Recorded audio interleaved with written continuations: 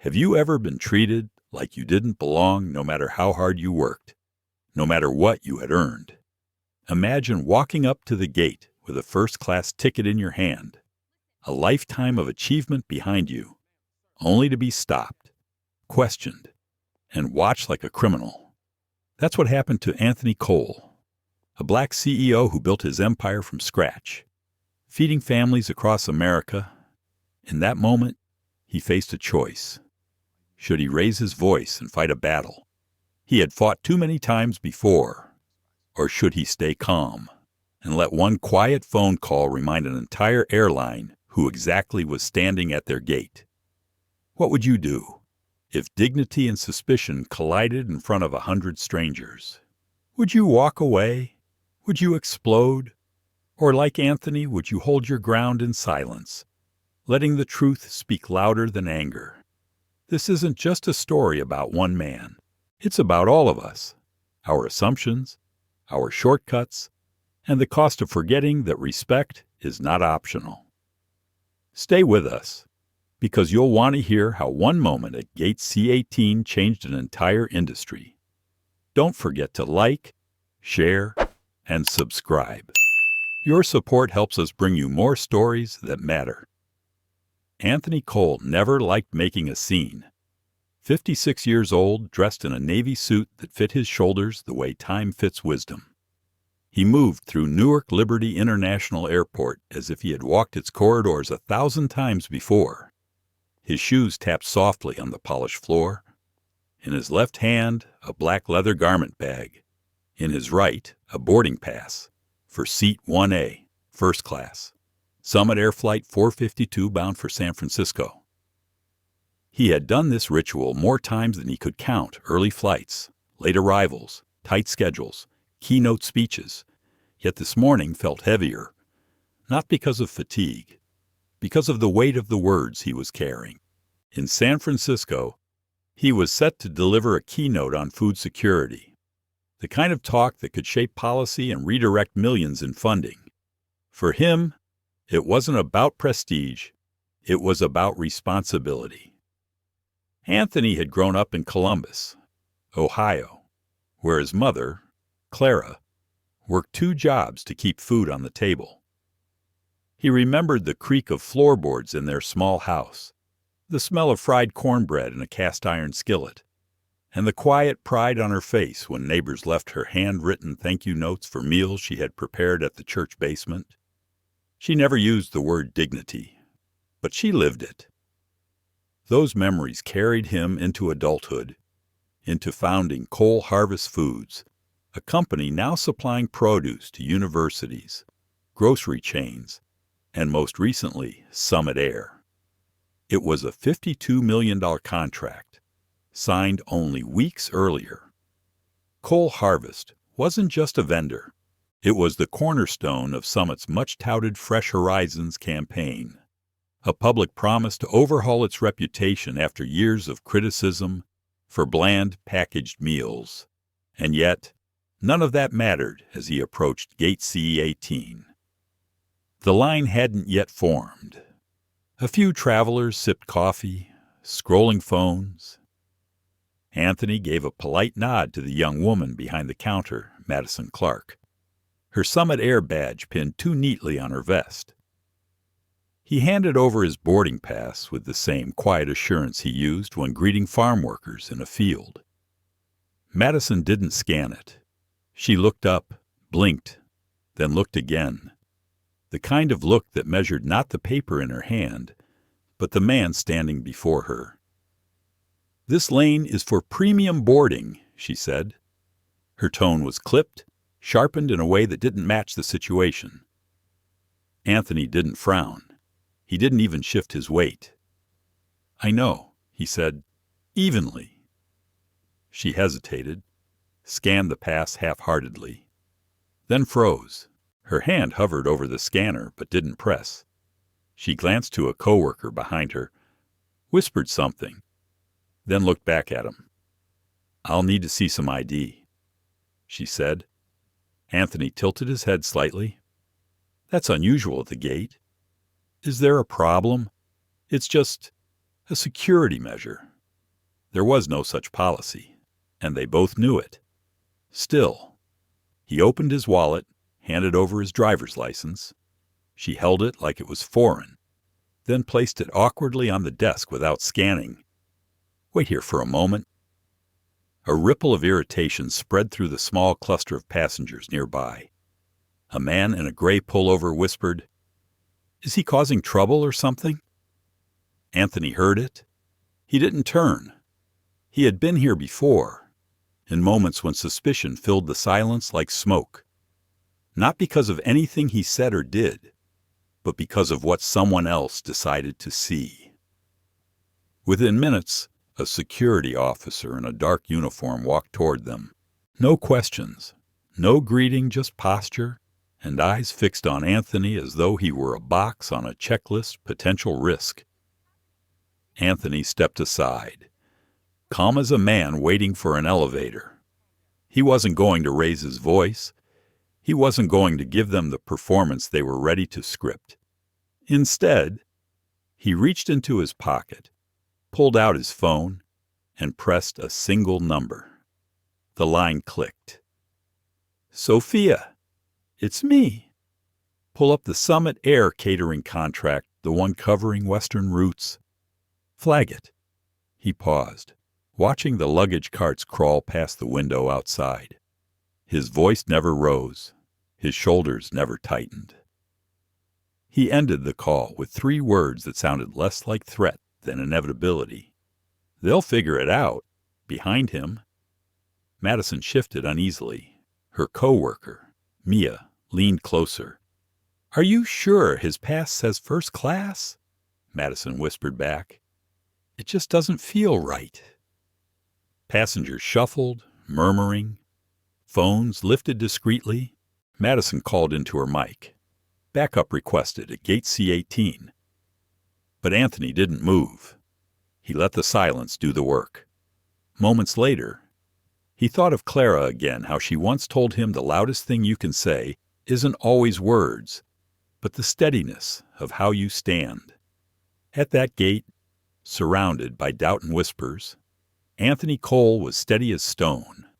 And upstairs, 10 floors above the terminal, Summit Air executives were about to learn what that steadiness meant when tied to a $52 million contract.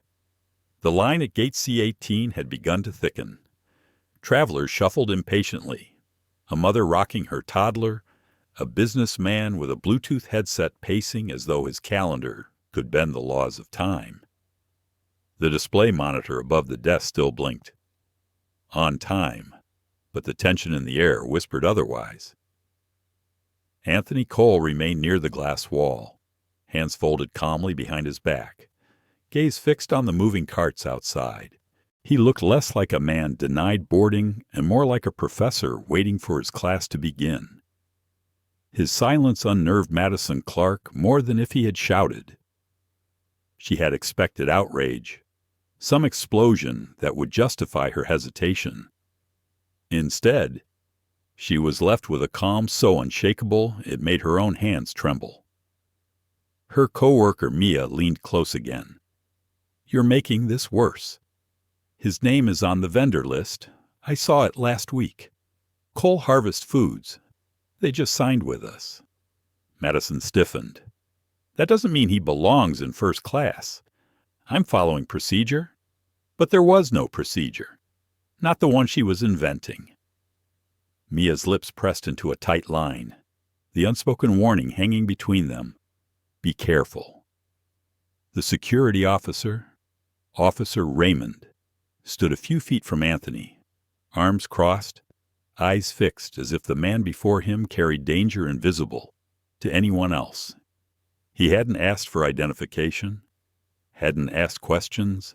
He simply stood there, a silent presence meant to tilt the balance of perception. To the passengers watching, the message was clear: someone must be guilty if security was involved.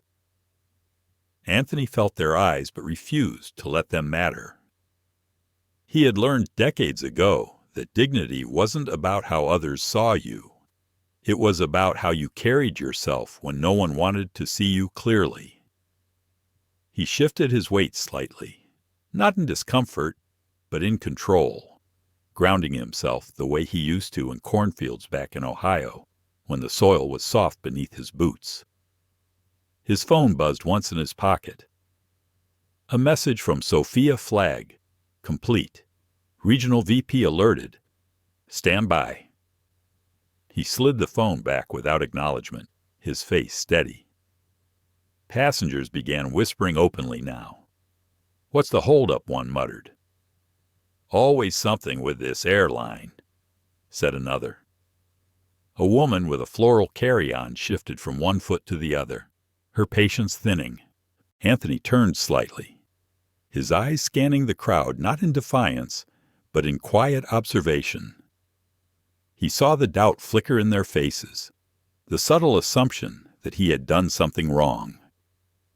He had seen that flicker before at dealerships, in boardrooms, at restaurants. It never surprised him, but it always disappointed him. Upstairs, in Summit Air's regional office overlooking the runway. Elena Martinez set down her croissant mid-bite.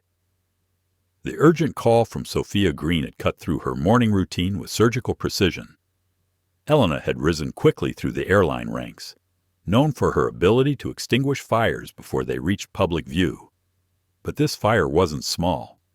Cole, she repeated into the phone. Anthony Cole. At the gate.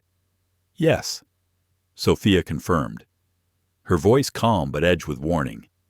He's being denied boarding despite a valid first-class ticket. We thought you should know before this escalates. Elena stood, her heels clicking against the hardwood floor. Escalation has already begun, she murmured. She turned to her assistant. Get Daniel Cho from legal. Now. Back at gate C-18. Madison adjusted her headset. The supervisor's voice crackled through status on the hold. Madison swallowed. Handling a passenger issue. It's under control. But her voice betrayed her.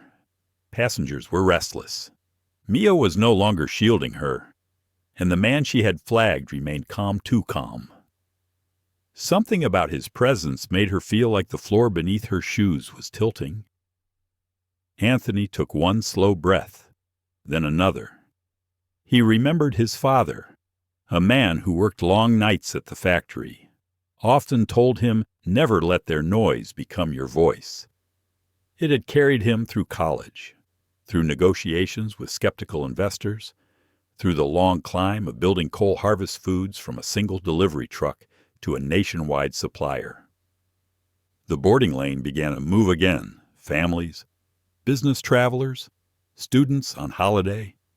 Each scanned pass beeped green, yet Anthony remained outside the line. Still, a symbol, though no one yet knew it. Then it happened. A man in khakis, boarding pass in hand, paused at the scanner. Why's he being held up? He asked, nodding toward Anthony. Madison's throat tightened. We're just verifying. Looks like you're stalling, the man cut in, stepping through with a glance over his shoulder. Others behind him started murmuring louder. Phones lifted higher. Madison felt the heat of eyes on her, burning holes through her composure. She wanted the ground to swallow her whole, but pride is a stubborn anchor. She doubled down. Backup requested again. She muttered into her headset. Mia finally spoke up, her voice low but firm. Stop! You don't understand who he is, Madison snapped. Then tell me. But before Mia could answer, the sound of brisk footsteps interrupted. Elena Martinez appeared, flanked by Daniel Cho, his briefcase still in hand from a working lunch he'd abandoned. Elena's expression was sharp, scanning the scene like a general arriving late to the battlefield. Anthony turned, recognized her immediately.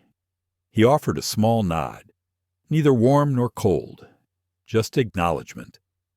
Mr. Cole, Elena said, extending her hand, her tone polished. I'm Elena Martinez, Regional Operations Director. May I speak with you privately?" The crowd hushed. Madison froze. The uniformed officer shifted uneasily. Anthony inclined his head. "Of course." They stepped a few feet aside, near the glass wall overlooking the tarmac. Elena lowered her voice. "On behalf of Summit Air, I want to apologize. This should not have happened." Anthony's gaze was steady. "Do you know what seat I was assigned?" She checked her tablet quickly. "Seat 1A, first row." "Interesting," he said, his tone carrying no anger, only weight. "I was told this lane was for premium passengers only." Elena's throat tightened. She didn't blink. "Again, I apologize. The issue isn't the mistake," Anthony continued quietly. "It's the assumption behind it." For a moment, Elena had no answer. She knew what he meant. Everyone knew, though few would say it aloud. Daniel Cho cleared his throat, stepping forward. "Mr. Cole, if there's any way we can resolve this—" Anthony cut him off gently. "I don't need an apology. I need better." Daniel blinked, the rehearsed corporate lines dissolving in his throat. Elena looked back toward the gate desk, where Madison now looked pale, clutching her badge like a shield. Anthony didn't raise his voice. He didn't need to. His silence was indictment enough. Passengers continued to whisper, some recording discreetly, others exchanging glances. They didn't know the details, but they felt the imbalance. Sophia's message buzzed on Anthony's phone again. Legal looped in, VP briefed, crisis management engaged. He didn't open it. He didn't need to. The wheels had already turned. Madison's world shrank to the size of the counter before her. She watched Elena speaking softly with the man she had tried to block. Watched the way he carried himself calm, deliberate, untouched by her attempts to stall. For the first time, she felt smaller, not because of his power, but because of her own blindness. Anthony Cole returned to his place near the glass wall. The hum of the terminal carried on, but the air felt different now. A shift had occurred, subtle yet irreversible. And in that shift, Summit Air's future had just begun to tilt. In the 10th floor conference room above the terminal, the city skyline framed behind tinted glass. Elena Martinez placed her phone on the table. Her assistant shut the door. Around her, executives shuffled in with clipped expressions. Daniel Cho set down his briefcase, pulling out documents he hadn't expected to need until later in the week. The atmosphere was no longer routine. It was containment. "Anthony Cole is downstairs at gate C18, Elena said, her voice sharper than she intended. Our gate staff blocked him from boarding. Security was called without cause. A murmur rippled through the room. These were seasoned leaders, but every one of them understood the gravity.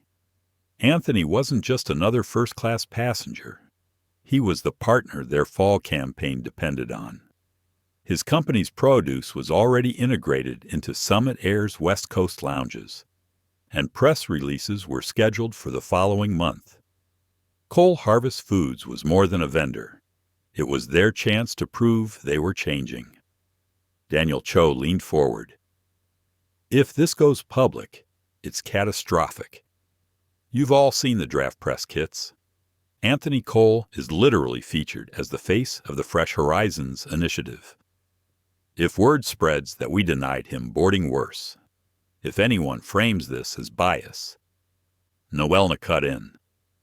Not if. When. Passengers were filming. Phones were out. It's already a story. Silence. Then a low curse from one of the marketing directors. Operational lockdown, Elna said. Freeze the outgoing flights from nearby gates.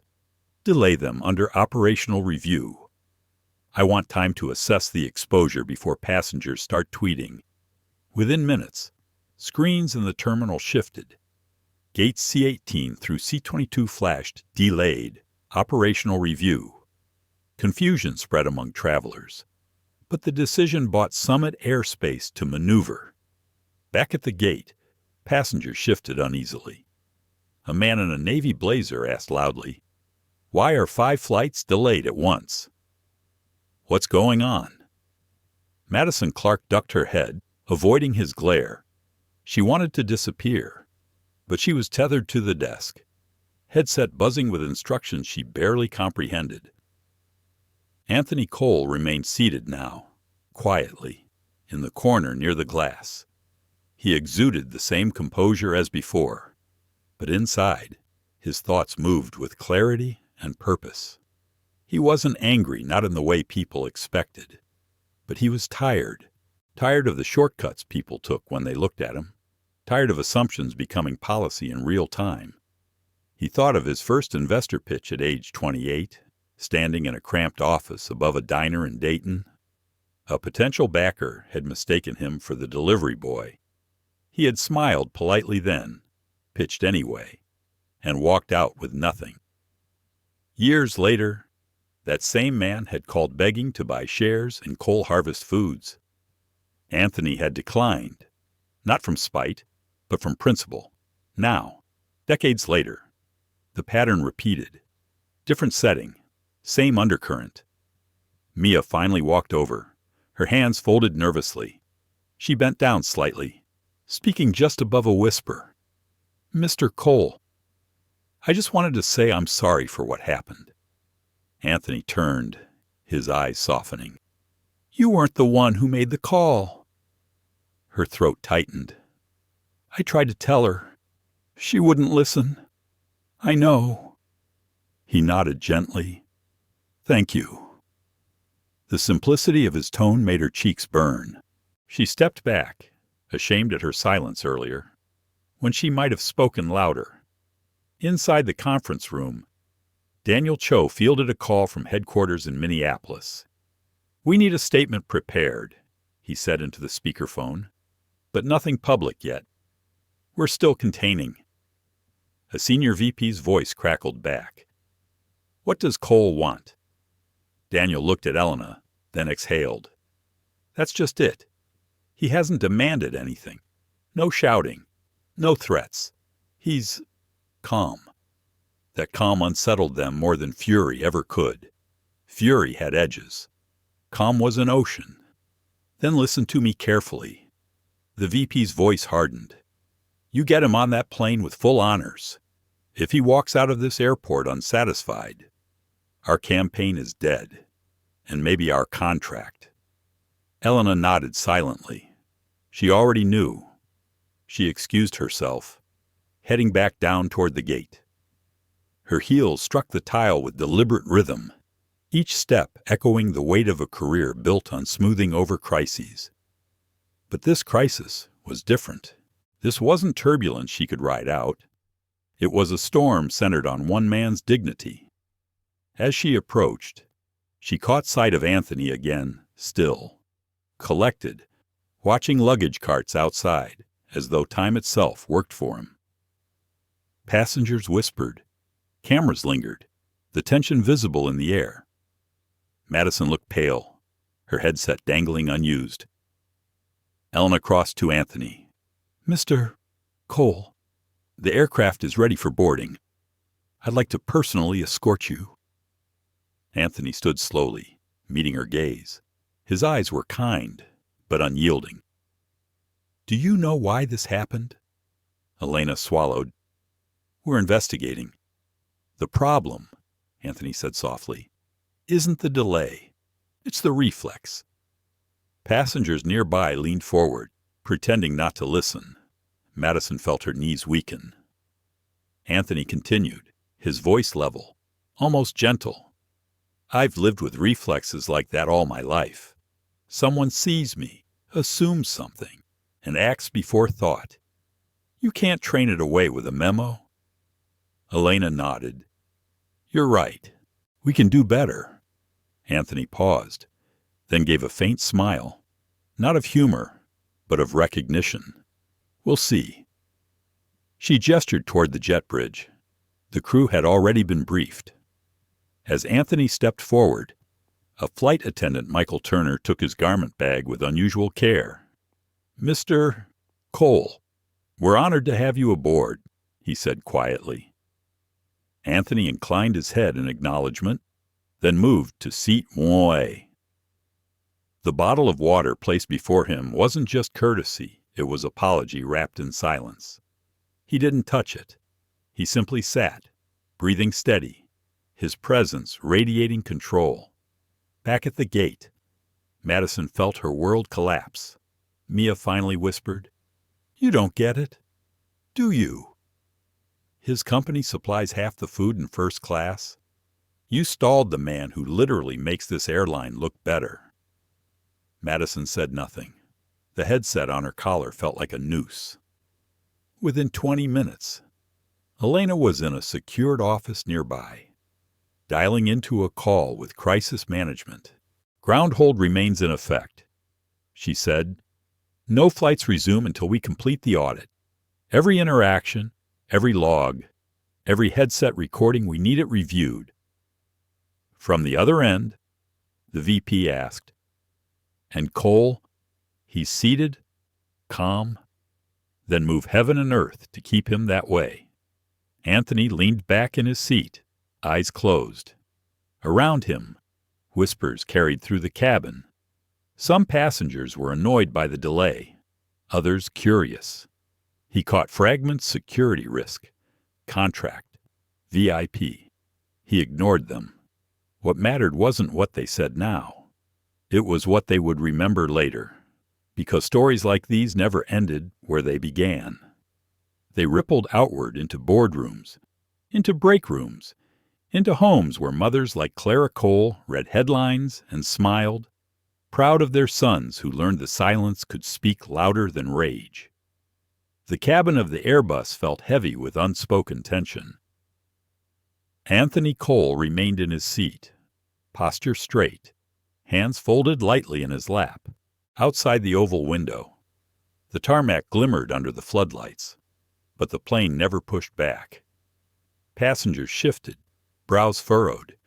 They had boarded, but the jet bridge had not moved. Whispers coursed through the rows. A man across the aisle muttered, "We've been sitting here 20 minutes. Why no announcement?" A woman in row 2 tapped at her phone, trying to post an update, only to discover the airport Wi-Fi overloaded. Sluggish with speculation. Michael Turner, the young flight attendant, stood near the galley. He watched Anthony discreetly. He had seen people in distress before, angry passengers, unruly flyers, but Anthony's stillness unsettled him more than any tantrum could. It was the calm of someone who knew time worked differently in his orbit. Finally, Captain Hughes' voice came through the speakers. "Ladies and gentlemen, we are currently under an operational ground hold. Please remain seated. We'll provide updates as soon as possible. Thank you for your patience." The words were vague, carefully chosen. Passengers groaned. Someone scoffed loudly. "Operational ground hold. That's airline code for 'we messed up.'" Anthony opened his eyes and drew a slow breath. His phone buzzed in his pocket. He glanced down at the name on the screen. Sophia Green. He answered quietly. "Anthony," she said, voice tight. "I've been looped into emails. Summit Air's leadership is in crisis mode. Elena Martinez is on site. They know exactly who you are now." Anthony's tone was measured. "Do they know why I haven't walked off the plane yet? They assume you're waiting to see how they handle it." He smiled faintly. "That's correct. In the command center, 1 floor below." Elena Martinez rubbed her temples. Every screen showed delayed flights, and social media monitors ticked upward. Passengers were already posting about a mysterious delay at Gate C-18.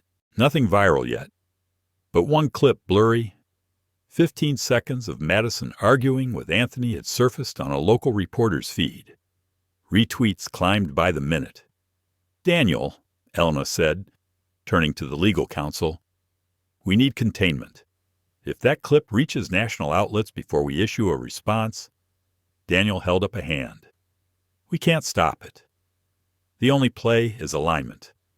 We admit an incident occurred, we stress immediate investigation, and we highlight corrective action already in progress.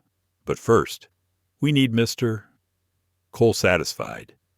And if he isn't," Daniel glanced at the growing numbers on the screen, "then it's not just a PR crisis, it's a structural one. Back in first class." Anthony sat motionless, replaying Madison's words in his head. "You don't belong here." The phrase wasn't new. It echoed voices he'd heard since childhood on playgrounds, in boardrooms, in subtle gestures of dismissal. Each time, he had swallowed the sting, transformed it into fuel. But the pattern never ceased to bruise. Michael approached cautiously. "Mr. Cole, may I offer you something coffee? Tea?" Anthony looked up, studying the young man's nervous sincerity. "Water will do. Thank you." Michael nodded, retreating to fetch it. The act wasn't about hydration. It was about dignity. Service offered not as charity, but as recognition. In the cabin behind him, murmurs grew sharper. Passengers speculated about bomb threats, security scares, lawsuits. One man joked about being held hostage by corporate nonsense. Another whispered, "I think they're covering something up." Anthony's phone buzzed again, this time a message from Sophia. "Elena Martinez is requesting a private conversation. She's outside the jet bridge." "Do you want to meet Anthony?" considered. He could leave his seat, step into the liminal space between plane and gate. But something told him the weight lay not in private talks, but in public witness. He typed back, "No." "Let her come here." Minutes later, Elena appeared in the doorway of the aircraft. She wore authority like armor, but the tension in her jaw betrayed the storm inside. She approached Anthony's seat, every eye in the cabin following her. "Mr. Cole," she began, lowering her voice though she knew others were listening. "I'd like to apologize personally. What happened was unacceptable. It should never have occurred." Anthony met her gaze steadily. "Do you know how often I've heard that phrase? It should never have occurred. And yet here we are." Her throat tightened. She crouched slightly, lowering herself to his eye level. "You're right. Apologies are only words. What matters is what we do next. We are prepared to review every protocol, every training program, every reporting channel. But right now, we need you to allow this flight to depart." Anthony tilted his head. "Why?" "Because the longer we sit, the more passengers suffer, and the more attention this draws." Anthony leaned forward, voice low but carrying. "And isn't that the truth of it?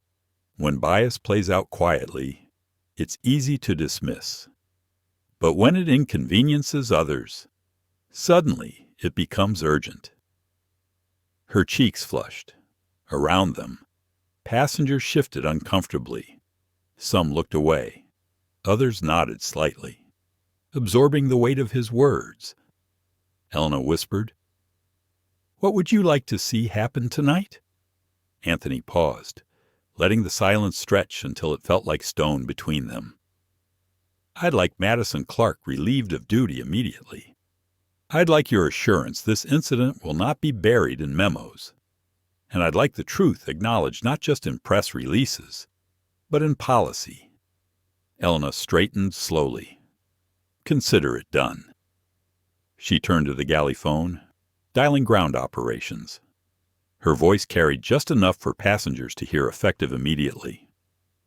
"Madison Clark is removed from duty pending investigation. Confirm alternate staffing for Gate C-18. Whispers surged through the cabin. Passengers exchanged glances, some recorded discreetly. Anthony remained silent, watching. The ground hold lingered. Technical excuses were announced over the intercom, but everyone on board sensed the real reason. The airline was buying time. Anthony closed his eyes again, resting his palms on the armrests. He thought of Clara, his mother, and her voice on Sunday mornings. Dignity isn't something they can give you, Anthony.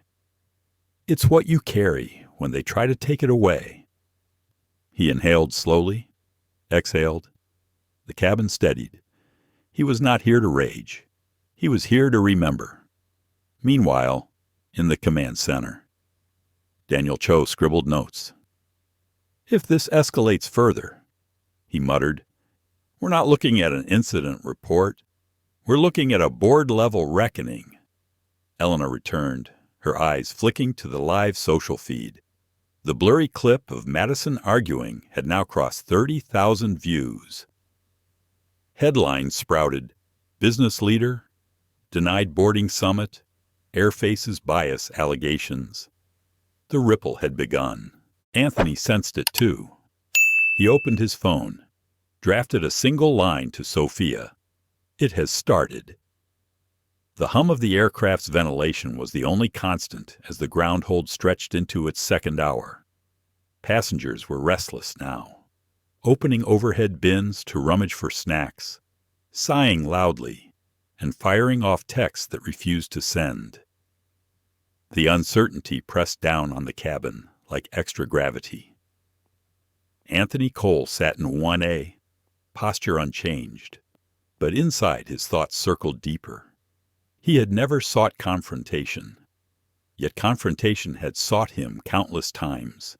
He carried scars not visible to the eye, moments of humiliation in lobbies, subtle slights in meetings, the ever-present reminder that even as a CEO with contracts spanning continents, a single gate agent's reflex could shrink him into less than. His phone buzzed again. This time it wasn't Sophia, but a news alert. Breaking: prominent black CEO reportedly denied boarding on Summit Air flight. The article was bare bones, only a few lines, but the photo attached, grainy, captured from a distance, clearly showed him at the gate, calm but isolated. The image had power. It told a story no press release could dilute. He turned the screen face down on the armrest. Across the aisle, a passenger in a gray hoodie leaned forward, whispering to his seatmate. That's him, isn't it? The one in the picture? He's sitting right there. Phones tilted. Discreet clicks followed. Anthony felt the heat of gazes, but kept his face neutral, almost serene. Meanwhile, in the command center, Elena Martinez slammed a fist lightly against the table. It's out. We've lost narrative control. National outlets are circling. Daniel Cho adjusted his glasses. Then we pivot. Transparency, not denial. Frame this as a leadership opportunity.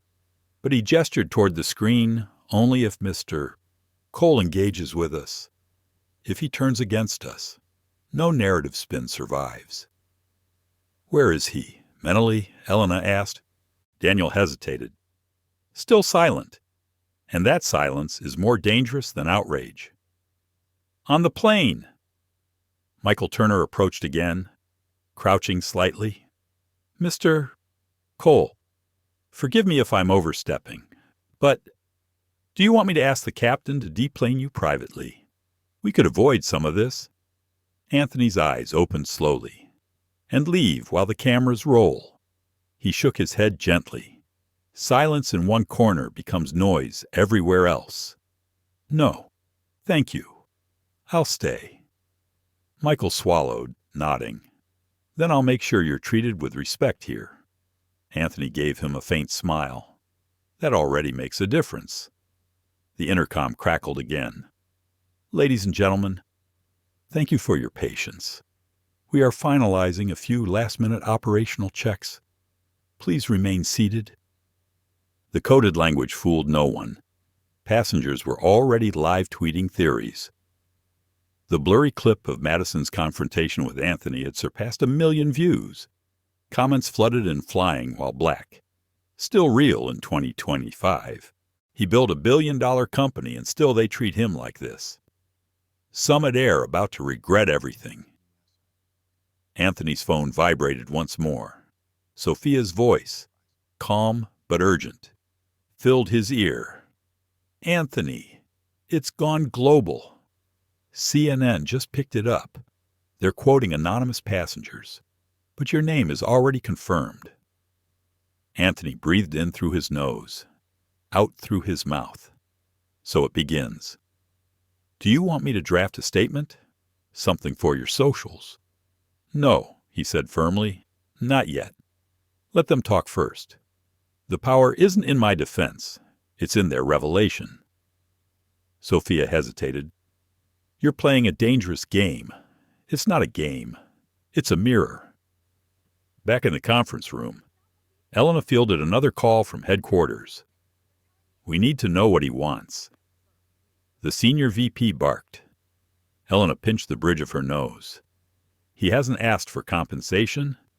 He hasn't threatened lawsuits. He hasn't even raised his voice.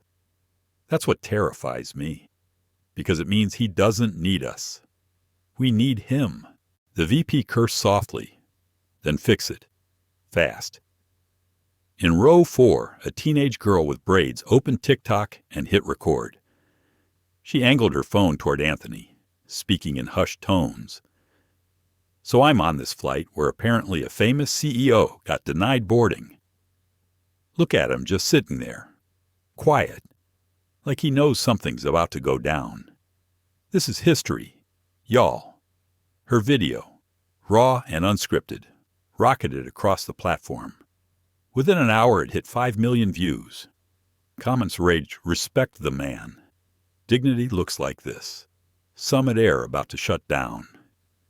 Anthony didn't see the TikTok, but he felt the shift in the cabin. Passengers weren't just restless. Now they were curious, even protective. A woman leaned across the aisle to him. Mr. Cole, for what it's worth, I saw what happened at the gate. It wasn't right. People need to know. He nodded gently. Thank you. Her husband added, if there's anything we can do, just remember, Anthony said quietly. Remember what you saw. The simplicity of his words lingered.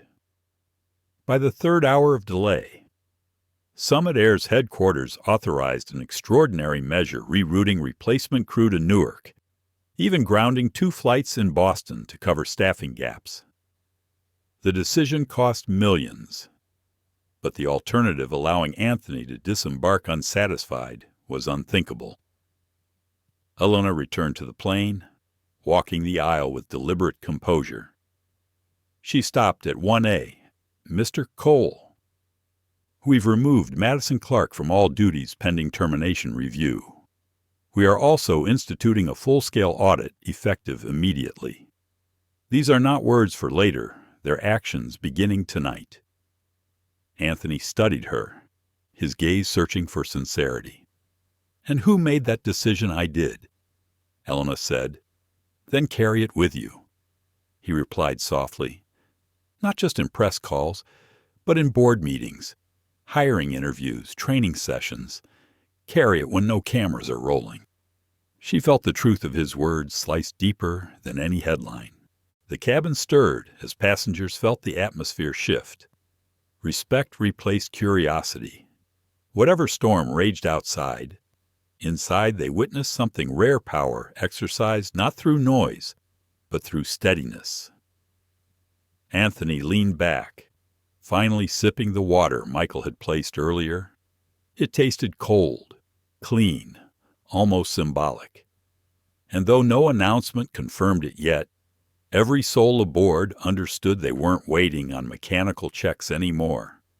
They were waiting on dignity to be recognized. On the 12th floor of Summit Air's Manhattan headquarters, the boardroom glowed under recessed lights, though no one felt illuminated. Executives circled a polished mahogany table, each tapping phones, refreshing news feeds, speaking in clipped tones. The air smelled of expensive cologne and anxiety. CEO Martin Heller stood at the head, sleeves rolled to his elbows, tie loosened, the portrait of corporate calm beginning to fray. "We are on fire," he said, voice steady but eyes darting to the headlines projected on the wall. Black CEO denied boarding summit, air in crisis, CNN, Bloomberg, NBC. His company's name repeated in bold across every outlet. The chief communications officer, a woman named Grace Liu, scrolled her tablet. "We've tracked 23 million impressions in the past 2 hours. TikTok videos are leading the charge. The dominant narrative isn't the delay, it's the dignity." Anthony Cole's silence is being framed as more powerful than outrage. Heller gritted his teeth. "And where is Elena?" "She's still in Newark," Grace replied. She escalated Madison Clark's removal. She's speaking with Cole directly, but she hasn't convinced him to disembark or make any public statement. Daniel Cho's face appeared on the screen, patched in remotely from the command center. Cole's silence is strategy. He knows what he represents. If he wanted to cash out, he'd have threatened lawsuits already.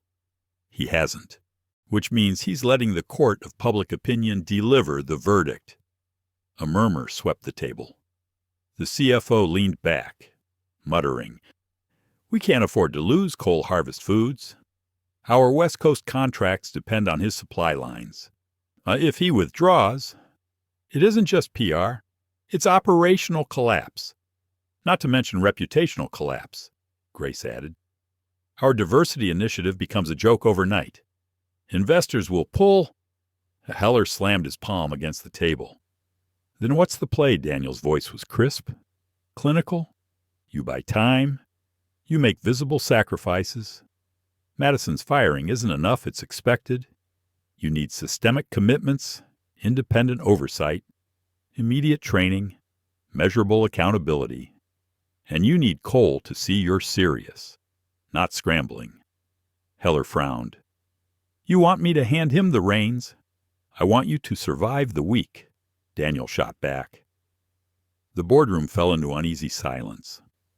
Meanwhile, on the plane, Anthony Cole leaned his head against the seatback. His phone buzzed with another flood of notifications. He resisted checking them. He already knew the world was watching. What mattered to him wasn't the viral clips or the hashtags. It was the faces of the passengers who had seen the reflex play out in real time. He thought of his mother again, Clara, sitting on the porch in Ohio when he was 12, explaining the unexplainable. Anthony, some people will see only what they expect. Your job is to stay steady until their vision clears. He hadn't understood then, but he did now. The cabin lights dimmed slightly. Michael Turner passed by, offering discreet reassurance. "Mr. Cole, the crew is with you, whatever happens next. I want you to know that." Anthony gave a small nod. "I appreciate that." In the boardroom, Grace projected another clip onto the wall, the teenage girl's TikTok. Now over 20 million views. Her voice narrated, shaky but passionate. He's just sitting there, quiet, like he knows something's about to go down. This is history. Y'all. The video ended with Anthony's calm profile framed against the oval window. The room was silent. "That image," Grace said softly, "is unstoppable. We can't fight it. We have to embrace it. Position ourselves as listening, learning, transforming because of this moment." The COO shook his head. "Or we risk looking opportunistic," Daniel interjected. "Looking opportunistic is better than looking blind. The only losing move is pretending nothing happened." Heller leaned forward. "So what does he want?" "Money policy control, public apology." Daniel hesitated. "What he wants is respect. And the truth is, you can't buy that. You have to earn it. Tonight. Back on the aircraft. Anthony's phone rang again. Sophia's voice carried steady urgency. Anthony, I've been monitoring calls. Summit's headquarters is fractured. Some want to throw compensation at you. Others want to restructure policy. But the consensus, they're terrified. They know you could crush them with one statement. Anthony exhaled slowly. And you, I think you're right to stay quiet. Let them show their hand first. Silence is leverage. He smiled faintly. My mother would say silence is strength. Sophia paused. So what will you do? Anthony glanced around the cabin, seeing passengers watching him with quiet solidarity. I'll do what I've always done. Hold the line. Back in Manhattan. Heller's phone buzzed with a direct message from a board member. He read it aloud. If Cole walks, investors will demand your resignation by morning. His jaw tightened. The crisis wasn't just external anymore. It was existential. Grace cleared her throat. We need to act before the sun rises. Offer Cole a seat at the table. Not symbolic real authority. Announce structural reforms under his guidance. It's the only way to reframe this as redemption instead of ruin. The CFO scoffed. Handing control to a supplier. That's unprecedented. It's survival. Grace snapped. Heller rubbed his temples. Draft it. Now. Full statement. But keep it internal until Ona confirms Cole's response. The boardroom buzzed with activity, but unease lingered. They weren't driving events anymore. They were reacting, scrambling, watching a calm man on a plane dictate the rhythm of their fate without uttering a word. On board. Anthony closed his eyes again. He felt the weight of expectation not just from passengers or headlines, but from generations before him, and from those who would come after.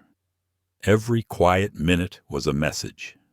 Every breath a reminder dignity could stand taller than outrage. The aircraft remained parked on the tarmac, its engines humming low, a sound that usually meant routine, but tonight carried tension. Passengers were restless, whispering in clusters, phones in their hands, screens glowing with live updates. The delay had stretched past 40 minutes, but no one dared to press too hard. Something larger than punctuality was unfolding, and everyone could feel it. Anthony Cole sat still in seat 2A, posture composed, eyes calm. He hadn't spoken to anyone beyond brief, courteous acknowledgments, yet his presence filled the cabin like a quiet center of gravity. Some passengers watched him openly. Others stole glances, each aware that the man in the tailored gray suit was no longer just another traveler. He had become the symbol of the moment, whether he liked it or not. A man in a navy blazer finally broke the silence. He stood in the aisle 2 rows back, clearing his throat. Folks, he began, voice carrying enough authority to hush conversations. I think we all know why we're still sitting here. His name was Thomas Reed, a mid-level manager for a logistics firm. But at that moment, he became something else, a catalyst. I saw what happened at the gate. I saw the hesitation, the way they treated this man like he didn't belong. And I've got to say I'm not okay with it. Murmurs rippled through the cabin. A woman in a red scarf leaned forward, nodding. It was wrong. I was standing right there. He had a first-class ticket, clear as day. Another voice piped up from economy, carrying over the partition. I was in line behind him. They didn't ask anyone else for ID, just him. The energy shifted. Passengers who had remained silent now found courage in numbers. Phones lifted, recording the spontaneous testimonials. A teenager whispered into her camera, "We're all witnesses." This isn't just his story, it's ours too. Michael Turner, the flight attendant, stepped forward cautiously. His role was to keep order, but he sensed this wasn't disorder. It was something more organic, a collective awakening. He raised his hand slightly. Please, everyone, remain seated. I hear you. Believe me, I hear you. His eyes flicked toward Anthony, a subtle gesture of solidarity. Anthony didn't move. He let the wave build without inserting himself. This wasn't his uprising. It belonged to the witnesses. He simply sat, a silent fulcrum around which their voices turned. Back in the front galley, the captain's voice crackled over the intercom, forced and formal.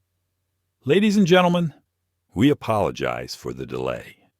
We are awaiting clearance from operations before departure. The announcement only fueled the murmurs. A man in economy called out, "Clearance or cover-up laughter?" Bitter and sharp, answered him. Then Thomas Reed spoke again, louder this time. "Why are we waiting? If the issue was with security, they would have removed him. If it was with documentation, it would have been resolved in 5 minutes. The only explanation is they're scrambling because they know they messed up." The cabin buzzed, agreement rippling like current. Michael stepped closer, lowering his voice. "Sir, please, we don't want this to escalate." But Thomas shook his head. "It already escalated. We're just calling it what it is." He turned, gesturing toward Anthony. "This man doesn't need to defend himself. We saw it. The airline saw it. And now the world is seeing it. The question is, what are we going to do about it?" The moment hung heavy. Then the woman in the red scarf spoke again. "We refuse to take off until it's addressed, right here, right now." A cheer rose, hesitant at first, then stronger. Passengers clapped, voices overlapping. "Address it! Address it!" Michael swallowed hard. He'd never seen a cabin turn united against the airline before. Usually complaints fractured late bags, poor meals, turbulence. But this was different. This was moral clarity, shared by strangers. Anthony finally shifted, raising a hand gently. The cabin hushed instantly. His voice was quiet, but carried. "I appreciate your voices, truly. But I don't need a protest on my behalf. What I need is for the truth to matter." The simplicity of the words only deepened the impact. People nodded, some visibly moved. One passenger whispered, "That's leadership right there."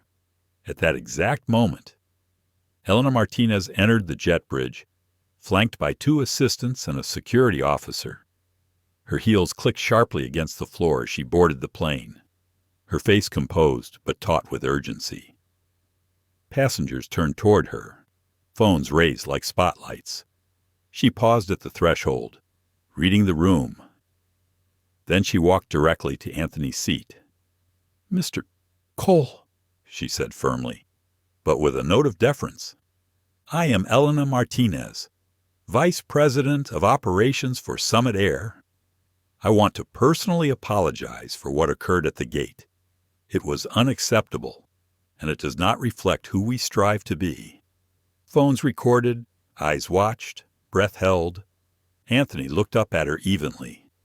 "Do you believe that the question cut sharper than any accusation?" Elena faltered, then steadied herself. "I believe it has to be true. And if it isn't now, then it will be. Because I intend to make it so." Whispers rippled. Someone muttered, "Good answer." Elena straightened. "Effective immediately. The employee involved has been suspended pending review.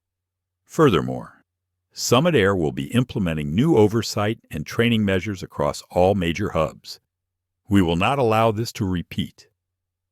Some passengers clapped. Others remained skeptical.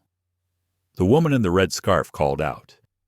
And what about accountability right here? Right now, Elena hesitated. Anthony watched her, silent. Then she drew a breath. Mr. Cole, if you are willing, I'd like you to join our internal task force on equity and service.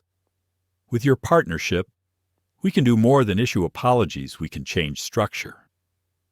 Gasps and murmurs spread. This wasn't a token apology. It was an offer of influence.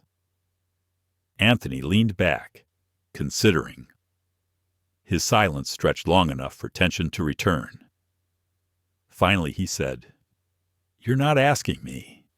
You're asking everyone in this cabin if you're serious. Because they saw it. They know. And if they don't believe you, nothing I say will matter." Elena turned, facing the rows of passengers, eyes scanning the sea of phones, her voice lowered. "Then I'll prove it. Not in words, in actions. Starting now." She motioned to her assistant, who pulled out a folder. Elena announced. "Summit Air will ground all East Coast departures for the next 2 hours to conduct an immediate review. No flights leave until we can guarantee this won't repeat." Shock hit the cabin. Phones shot higher. Passengers gasped. One man muttered, "They're shutting down their own airline." Anthony's face betrayed no surprise. He simply nodded, as though expecting the move. The uprising had shifted the ground.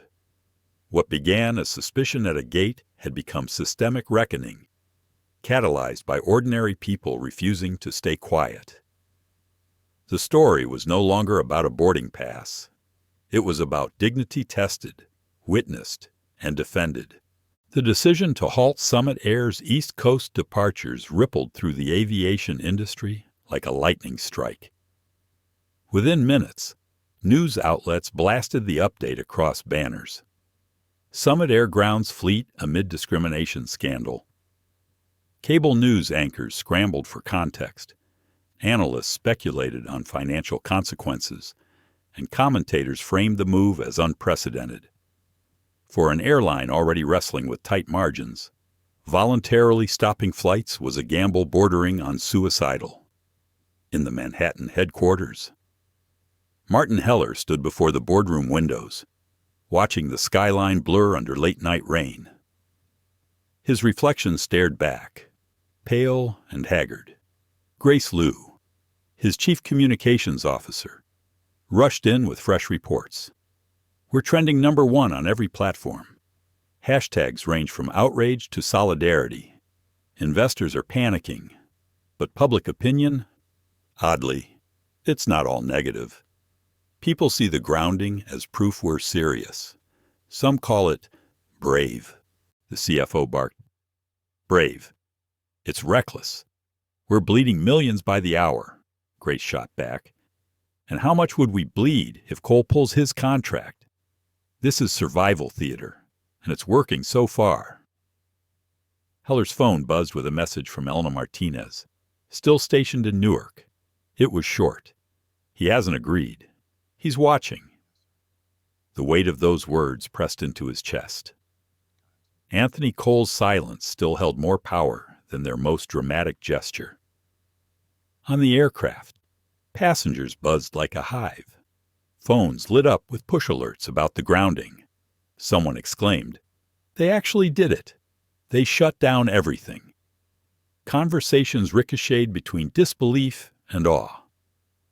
Anthony Cole remained calm, but he noted how eyes kept returning to him, as though waiting for his verdict. Michael Turner leaned in, whispering softly, "Mr. Cole, I don't think they've ever gone this far for anyone. You realize you've put them in checkmate without lifting your voice." Anthony smiled faintly. "It's not me. It's the mirror. They're just now seeing their own reflection." He turned his gaze to the window, watching the rain streaks glisten against the floodlights. Memories pressed into his mind. The car dealership that once refused his father a test drive. The hotel lobby where a bellhop mistook him for staff. The first investor meeting where he was offered valet tips instead of venture capital. Decades of moments condensed into this single pause. A collective reckoning, not just for him, but for everyone who had carried the same weight in silence. In San Francisco, the conference hall waited. Organizers scrambled to reschedule Anthony's keynote, attendees buzzing about his absence. Rumors spread fast. Some said he'd been detained, others that he was making a stand. By the time the truth reached them through news alerts, the room was electric. Anthony Cole's name was no longer just on the agenda. It was on every screen in the lobby. Yay. Meanwhile, back at headquarters, Daniel Cho, legal counsel, spoke with icy precision during a late-night call. We're exposed, not just reputationally, legally. If discrimination is proven systemic, class action lawsuits will follow. Our only shield is transformation, immediate and demonstrable. I recommend we appoint an independent oversight committee with Cole himself at the helm. The board erupted in arguments. The COO protested. You can't hand corporate policy to an outsider. The HR chief countered. You can't survive without him.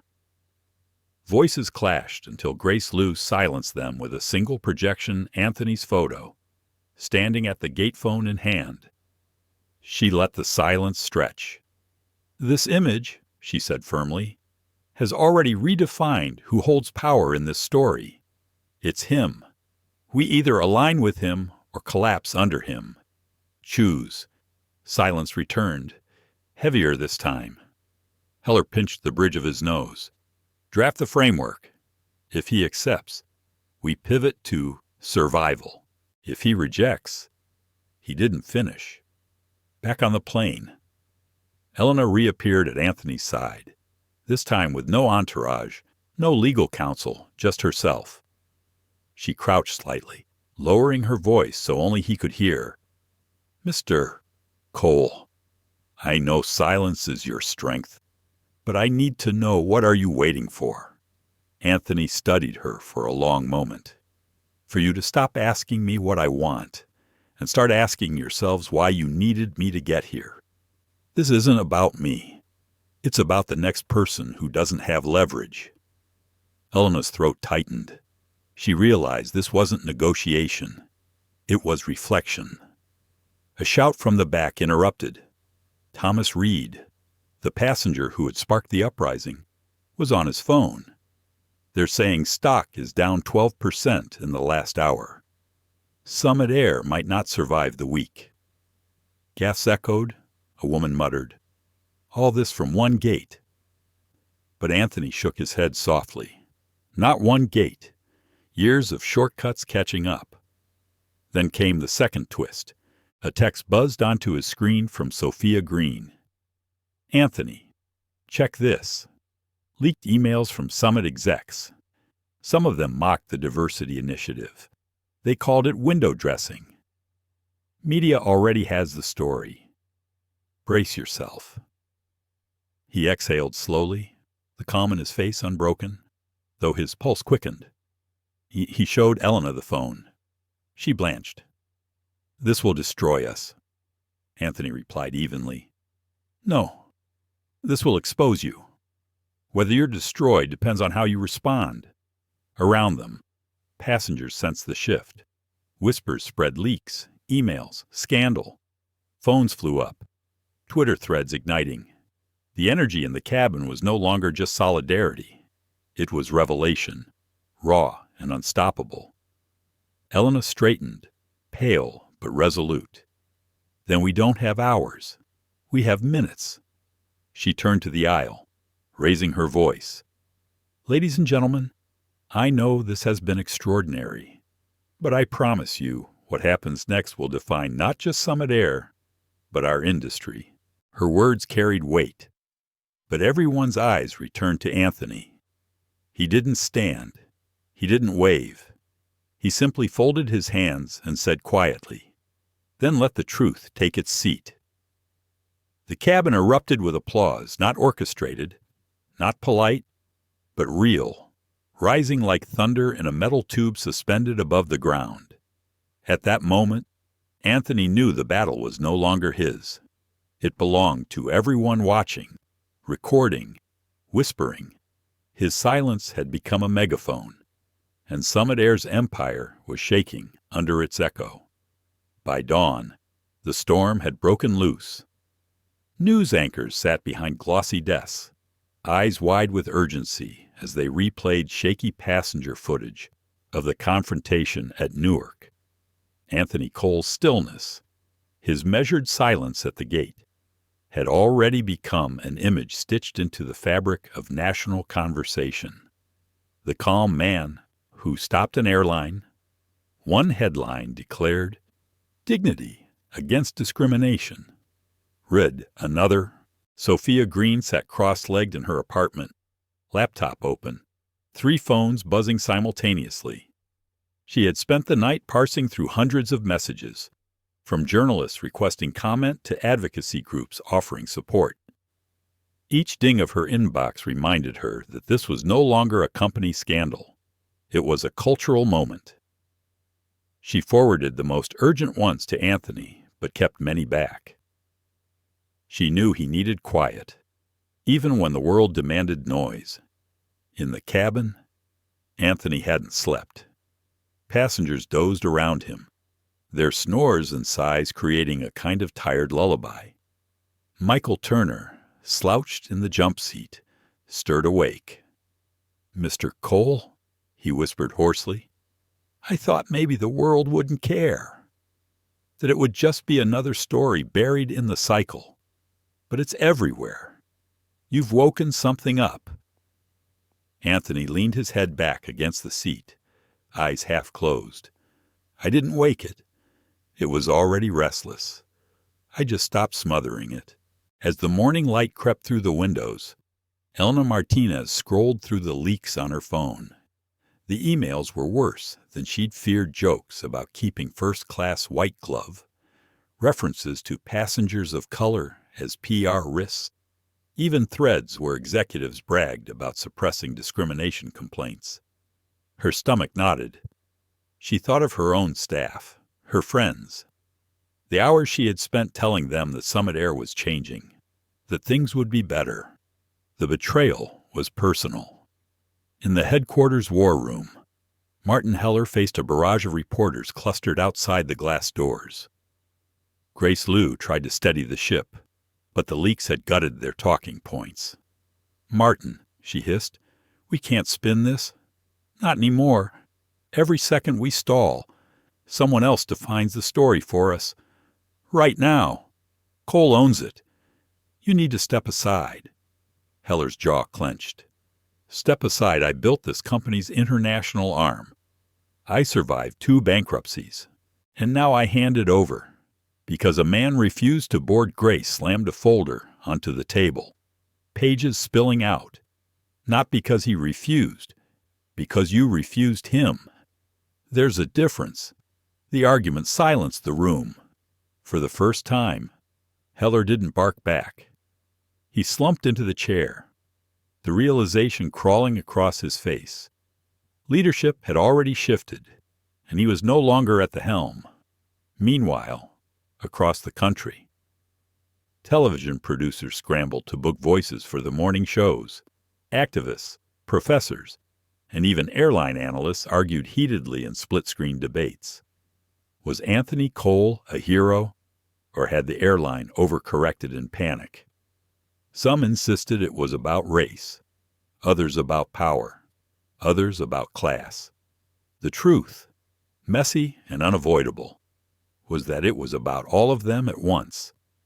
Back on the plane, Thomas Reed stirred awake, scrolling his phone before letting out a low whistle. "Stock's down 20% now. This isn't just turbulence. It's free fall." The word sent murmurs through the cabin as other passengers checked their screens. Anthony clasped his hands together, absorbing the weight of it. He thought of his employees back at Cole Dynamics, the hundreds of engineers, designers, and technicians who looked to him not just for jobs, but for a vision of what technology could be. Was this fight stealing energy from them, or was it, in some strange way, part of the same mission to build a world where everyone belonged, where systems were made accountable? The answer didn't come quickly. Instead, a memory surfaced: his mother, Clara, standing in the kitchen, her apron dusted with flour, telling him softly, "Baby, don't ever mistake silence for weakness. Sometimes silence is the only thing strong enough to outlast the noise." His throat tightened. He whispered the words under his breath, letting them steady him. At the same time, Sophia was watching a live panel. A pundit sneered into the camera. "Let's not pretend Anthony Cole is some saint. He's a billionaire who used leverage. What about the ordinary passengers who don't have that power?" The audience clapped uneasily. Sophia felt her fists curl, but then she heard Anthony's voice in her mind, calm and resolute. "This isn't about me. It's about the next person without leverage." She exhaled and let the anger dissolve.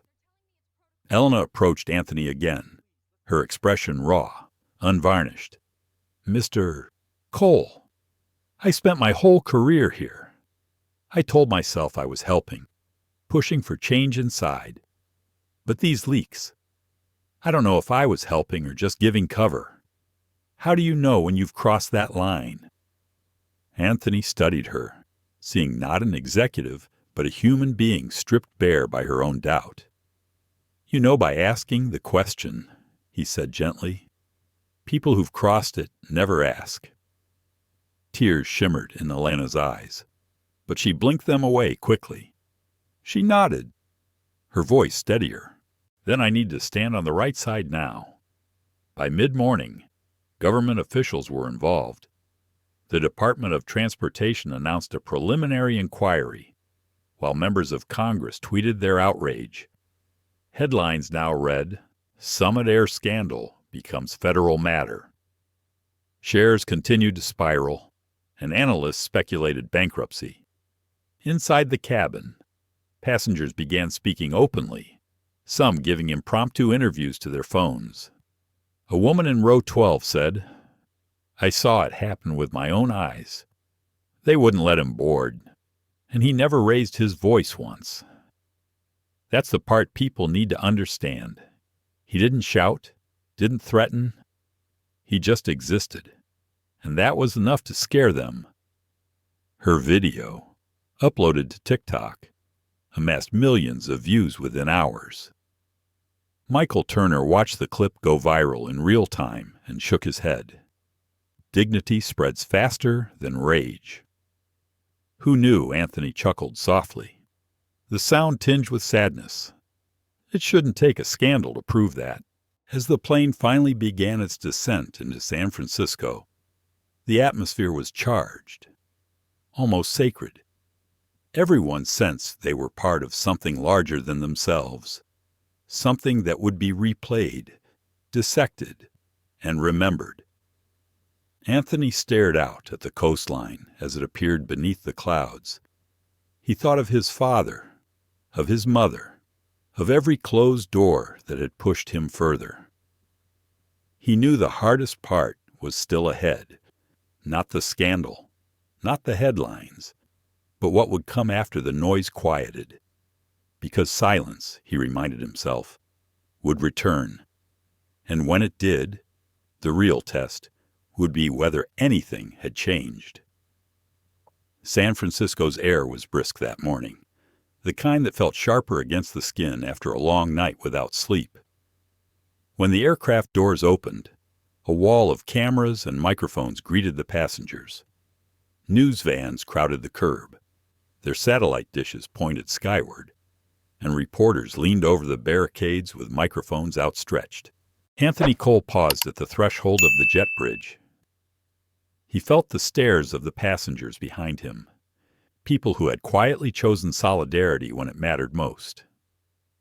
Michael Turner gave him a discreet nod, his expression firm, as if to say, "You don't stand alone now."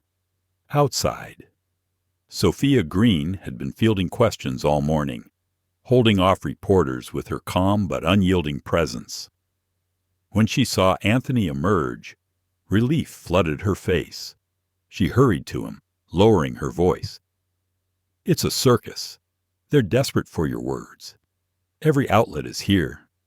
CNN's live. ABC has a satellite truck. You can't avoid it forever." Anthony's lips pressed into a thin line. "I'm not avoiding it. I'm choosing the moment." "And this?" He gestured to the flashing bulbs. "The frenzy of noise isn't the moment. Not yet." Sophia tilted her head. Then when he didn't answer, not directly. Instead, he moved forward, not toward the cameras, but toward a group of everyday travelers watching from the sidelines. A mother with 2 children, a young man in a delivery uniform, an older couple clutching hands.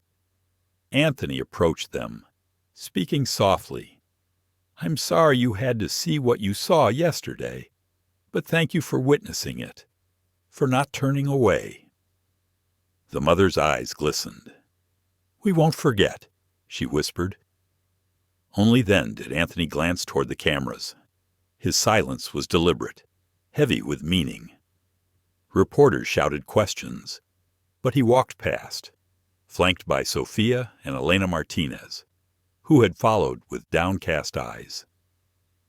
The image Anthony walking away from the media scrum toward ordinary people flashed across screens nationwide.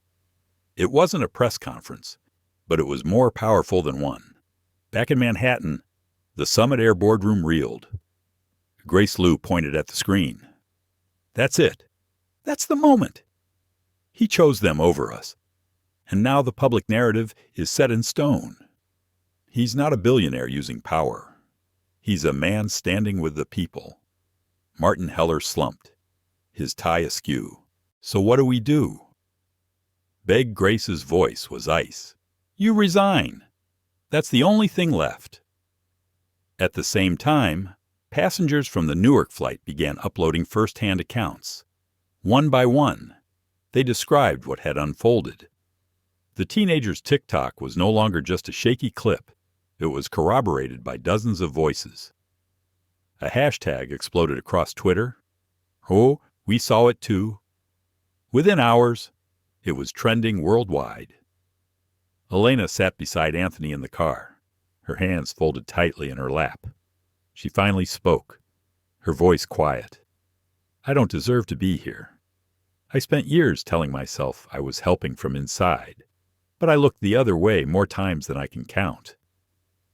Anthony studied her, weighing her words. "The fact that you're here means you've already chosen differently. Redemption doesn't erase the past, but it changes the future."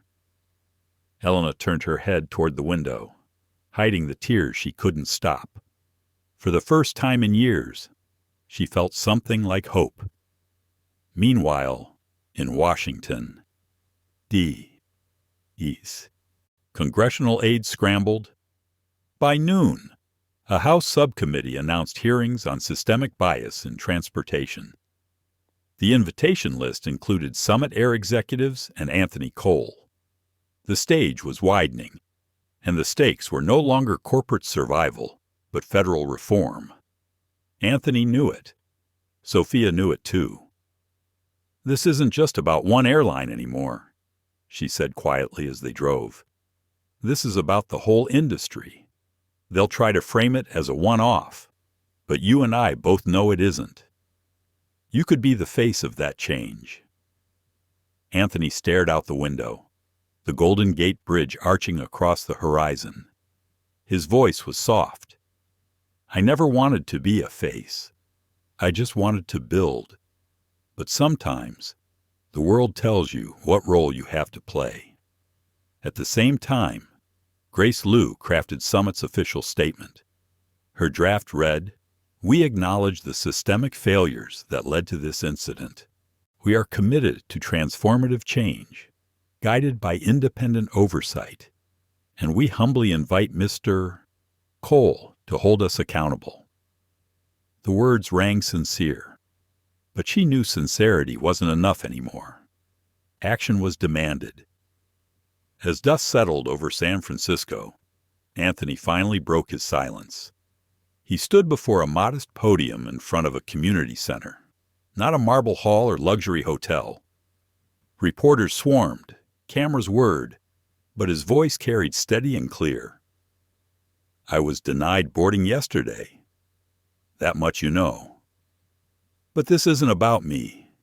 It's about every person who has ever been told, directly or indirectly, that they don't belong, that their presence is a mistake, an inconvenience, a risk. I chose silence because sometimes silence is the only language arrogance understands. But tonight, I speak not for myself, but for all who can't stand here. The crowd hushed. Even the clicking of cameras slowed. I am not here to destroy an airline. I am here to demand that the dignity of every passenger, every worker, every human being be recognized as non-negotiable. Companies can change, systems can be rebuilt, but only if we hold them accountable, only if we refuse to accept less. He paused, scanning the faces before him. This isn't the end of a flight.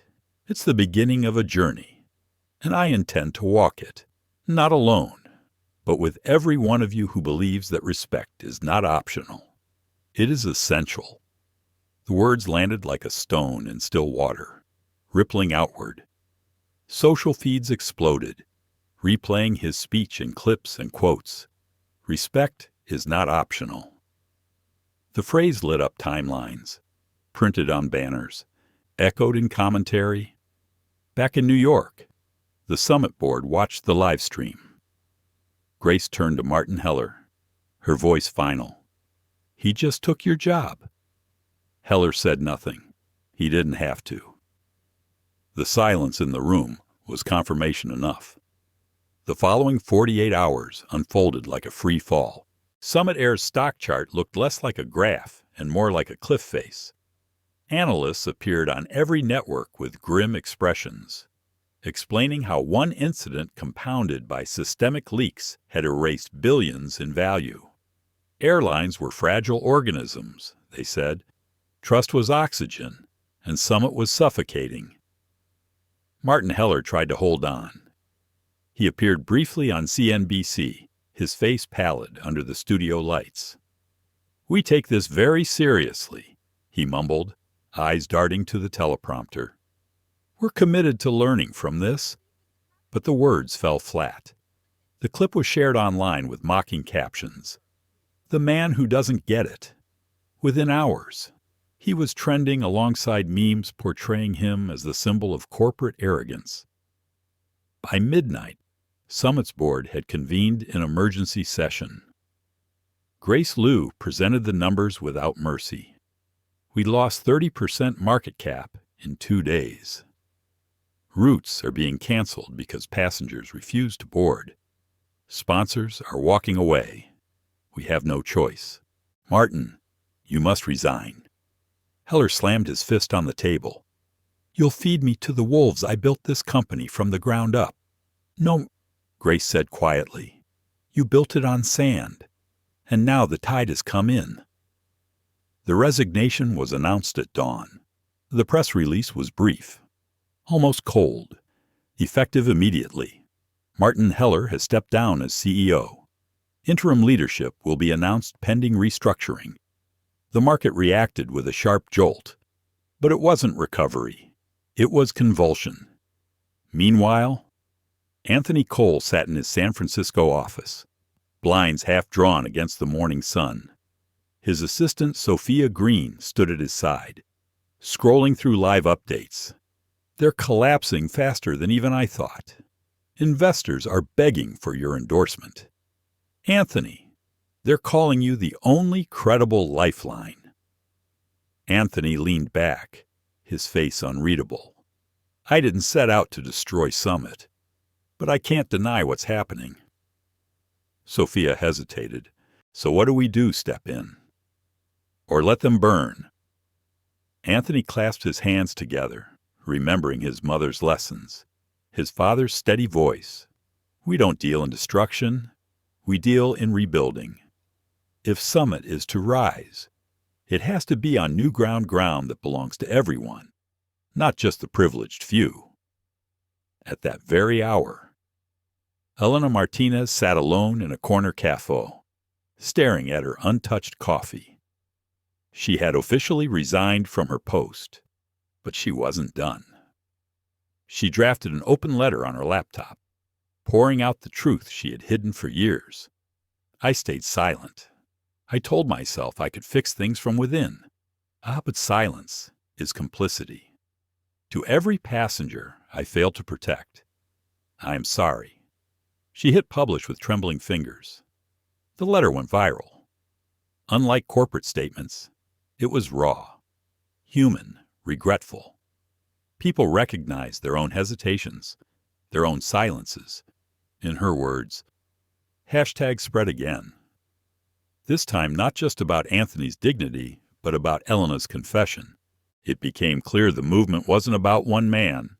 It was about everyone who had ever been caught in the machinery of prejudice. By afternoon, congressional hearings had been scheduled. Anthony received a formal invitation to testify. He sat at his desk, the letter in hand, reading the language to address systemic inequities in air travel and corporate governance.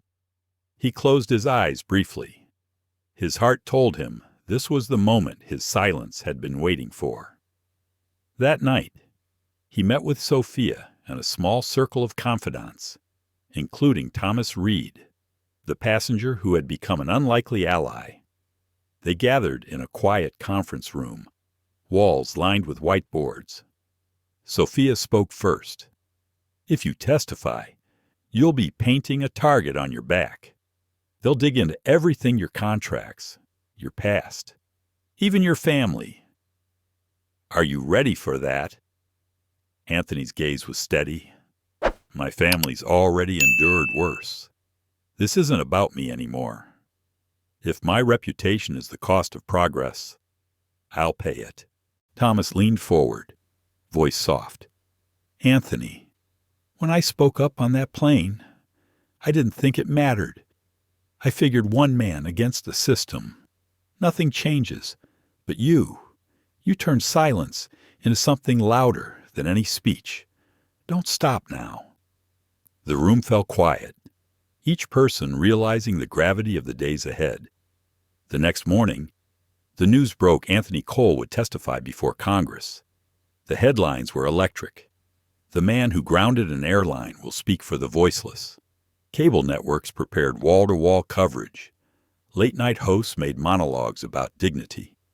And across the country, people who had never flown Summit Air felt invested, as though his story had folded their own frustrations into its pages. Back at Summit headquarters, Grace Liu and the interim board made a desperate call to Anthony. We need you, she admitted bluntly. If Summit is to survive, it must be under your guidance. Join us. Lead us. Anthony didn't answer immediately. He walked to the window, staring out at the city skyline. He thought of every person denied dignity and silence, every quiet humiliation that never went viral. His voice, when it came, was calm.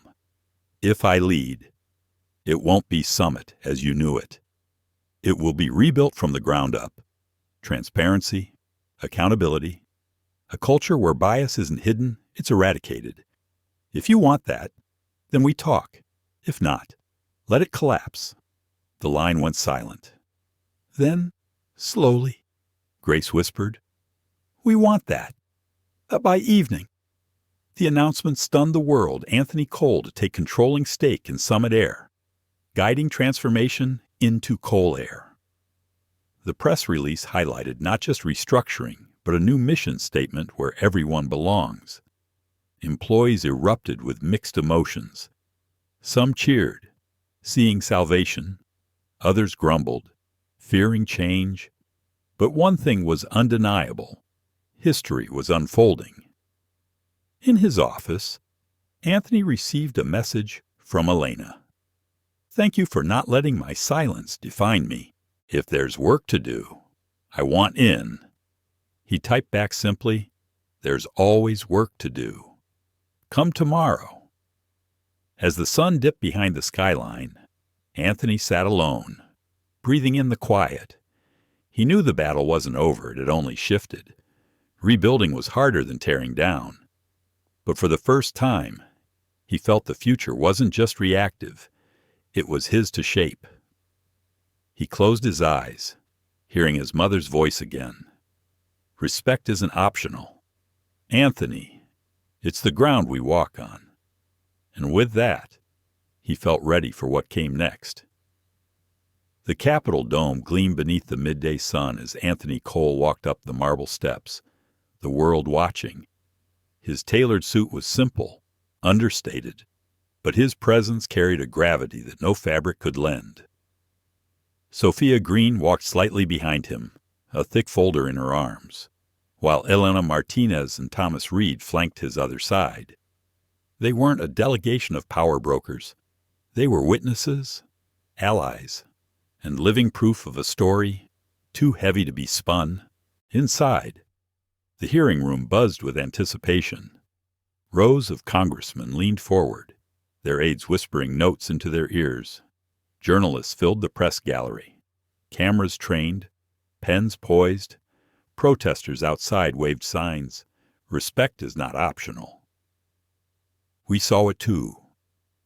When Anthony took his seat at the long wooden table, he placed his hands calmly on the surface, as though grounding himself. He glanced briefly at Sophia, who gave the slightest nod. Then, in a voice even and resonant, he began. Madam Chair, members of this committee, yesterday, I was denied boarding a flight despite holding a valid first-class ticket. But the truth is, I am not here because of what happened to me. I am here because it has happened to countless others without cameras, without hashtags, without justice. I was lucky enough to have witnesses. Most people aren't. The room quieted further. Even the clicking of keyboards slowed. I do not believe airlines are beyond redemption. Anthony continued, but redemption requires more than words. It requires building systems that value dignity as much as profit. It requires transparency, accountability, and consequences. My silence in that terminal was not weakness. It was a demand that the system reveal itself. And it did. For the next hour, he outlined reforms mandatory bias training for all airline staff, independent oversight boards with real power, transparent reporting of complaints, and whistleblower protections. He spoke not with anger, but with measured clarity, each word chosen to build, not to tear down. When his testimony ended, the room erupted in questions. Some were hostile, probing his motives. Mr. Cole, isn't this really about your company gaining control of a competitor? A congressman sneered. Anthony met the gaze without flinching. If this were only about business, I could have walked away richer and quieter. But I didn't. Because this isn't about leverage. It's about legacy. It's about whether my children, your children, will live in a world where dignity has a seat on every plane. The line reverberated across social feeds within minutes. Dignity has a seat. It became the day's refrain. That evening, as Anthony left the building, crowds outside cheered. He raised a hand not in triumph, but in acknowledgement. He knew the work wasn't finished, but the momentum had shifted. The world had tilted, however slightly, toward justice. Weeks passed. Summit Air officially rebranded as Cole Air. Its new mission etched into every press release, every staff meeting, every training manual, where everyone belongs. Grace Liu remained on as Chief Communications Officer. But now she answered to Anthony. Elna returned, not as an executive hiding in compliance, but as Director of Cultural Transformation, ensuring voices from every level were heard. Michael Turner, the flight attendant who had quietly stood by Anthony that night, was promoted to head of crew training, his empathy now shaping future generations of staff. Thomas Reed was invited to join the advisory council, lending a passenger's perspective to the boardroom. And Sophia Green, Anthony's tireless assistant, strategist, and confidant, was named chief of staff, her fingerprints on every reform. The changes were not cosmetic. Complaints that had once disappeared into silence were logged, tracked, and resolved publicly. Whistleblowers used new channels without fear. Diversity was no longer a bullet point on marketing decks, but a measurable standard tied to executive compensation. The impact rippled outward. Other airlines, fearing collapse under similar scandals, adopted reforms of their own. Legislators drafted bills requiring bias audits across industries. The phrase, "respect is not optional," found its way into speeches, campaigns, even sermons. Yet for Anthony, the true measure wasn't in policy papers or market rebounds. It was in the quiet encounters, a letter from a grandmother who said she finally felt safe flying again. A message from a young pilot of color who said he no longer feared being mistaken for a passenger in the wrong seat. A photo from a group of flight attendants holding a sign that read simply, "Thank you for giving us back our pride." One evening, long after the headlines had begun to fade, Anthony sat alone in his office, the city lights twinkling through the glass. He opened a worn photo of his parents, Claire and James Cole, smiling in front of their small Ohio home. He whispered softly, "We did it. Not perfectly, not completely, but we did it." Sophia knocked gently before entering. "You're still here," she said with a smile. Anthony closed the photo and slipped it back into his wallet. "Just thinking about how far we've come." "You know it's not over," she said gently. "This is just the first chapter." Anthony nodded. "I know, but sometimes you have to pause to honor the step before you take the next." The office fell into a comfortable silence, the kind born of shared battles and unspoken understanding. Outside, the world kept moving, planes taking off, people boarding, lives intersecting. But inside, Anthony allowed himself one moment of stillness, because in that stillness lived the truth. Silence, when chosen with strength, could move mountains, and dignity, once demanded, could never again be optional. The story of Anthony Cole teaches us something timeless. Dignity is not a privilege, it is a birthright. In life, we will all encounter moments where we are underestimated, dismissed, or unfairly judged. What matters is not just how loudly we protest, but how clearly we stand in our truth. Anthony did not let anger define him. He chose calm strength, and through that choice, he revealed the system's flaws more powerfully than any outburst could. For older audiences, this lesson resonates deeply. We have all seen injustice in different forms, perhaps in the workplace, in public service, or even within our own families. What Anthony's story reminds us is that we still hold the power to set an example for our children, for our communities, and for the generations who will follow. Sometimes the loudest statement is silence, backed by integrity. Sometimes the most effective protest is refusing to move from your rightful place. And often, real change begins not with shouting, but with steady courage. As we age, our role is not only to survive injustice, but to guide others through it, to remind them that respect is not optional, and dignity is always worth protecting. Thank you so much for watching and sharing this journey with us.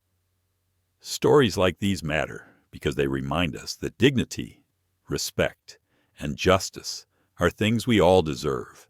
If this story touched you, please like the video, share it with someone who needs to hear it, and subscribe to our channel for more powerful stories. Your support helps us keep telling the stories that inspire change.